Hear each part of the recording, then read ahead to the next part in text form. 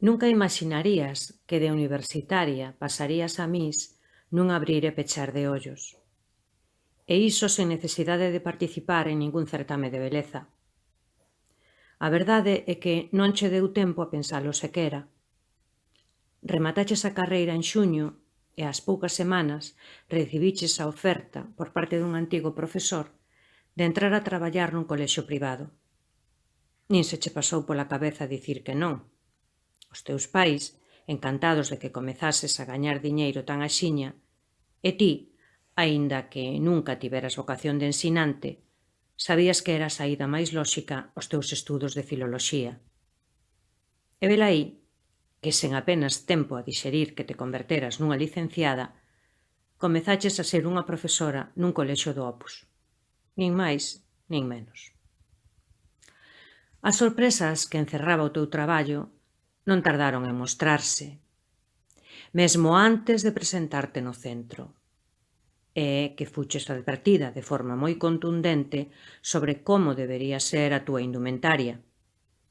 Que quizáis conviría que te fixeras con 2 ou 3 vestidos ou traxes de chaqueta e saia, porque nese colexio non se permitían os pantalóns nas mulleres.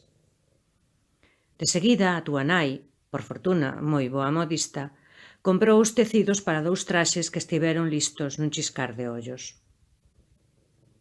Esa prohibición, que a verdade deixoute bastante perplexa, só foi a primeira de moitas outras que irías descubrindo pouco a pouco, como a bata branca que era obrigado vestir encima da roupa e en cuxo peto superior esquerdo debía ir bordado o teu nome. Aquilo era como entrar nun mundo paralelo, totalmente diferente ao que coñeceras ata entón, en moitos aspectos caricaturesco. Como, Miss? Por que non señorita ou profe? Logo, soubeches que ese centro fora un colexio inglés, de aí procedía o de Miss. O caso é que o alumnado non estaba acostumado a ter profesores. Ata había ben pouco, todas eran profesoras, e iso provocaba as constantes confusións ao dirixirse a eles tamén como Miss. Erro que a maioría dos afectados recibían con sentido do humor. En fin, o dito, caricaturesco. Foi moi difícil adaptarse ás estritas normas do colexio. Os constantes interrogatorios sobre a vida privada, a ideoloxía política, a relixión. Saber que os teus pasos eran observados dentro e fora daquel recinto escolar.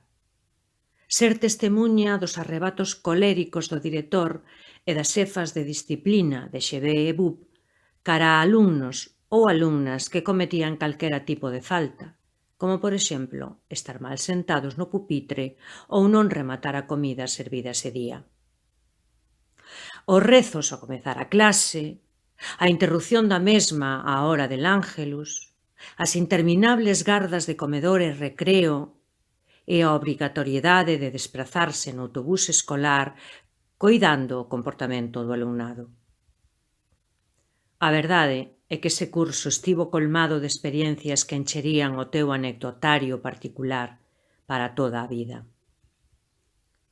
Durante anos, fuches vítima das bromas dos amigos e amigas pola ridícula denominación de Miss, que aceptabas con humor e alivio cando xa só eles te chamaban así.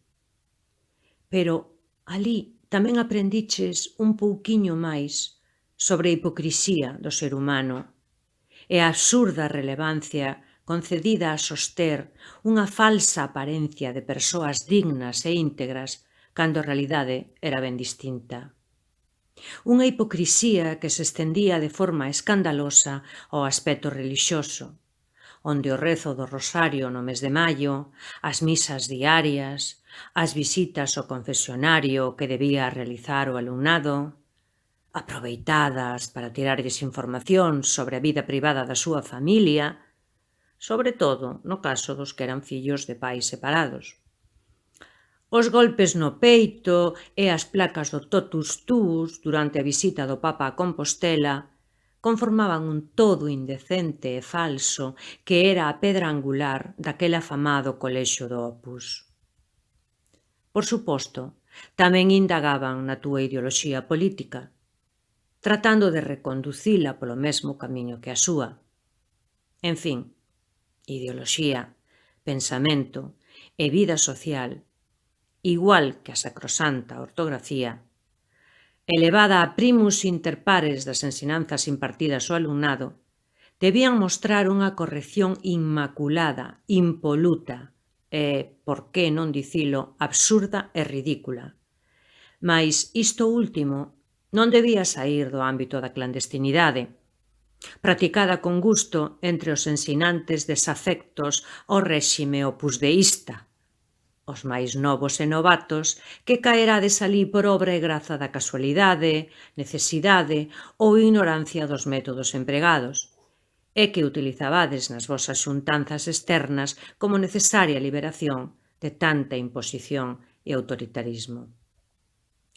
Afortunadamente para vós, a vosa carreira docente continuou no novo curso ben lonxe daquele enxendro de aulas sometidas a unha abafante vixilancia a través das paredes acristaladas que compartían co corredor e que permitían a descarada espionaxe do que sucedía no seu interior, e mesmo a abrupta irrupción no espazo docente sen mediar palabra.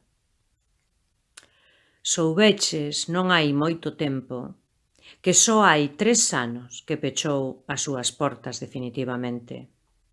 Que descanse en paz.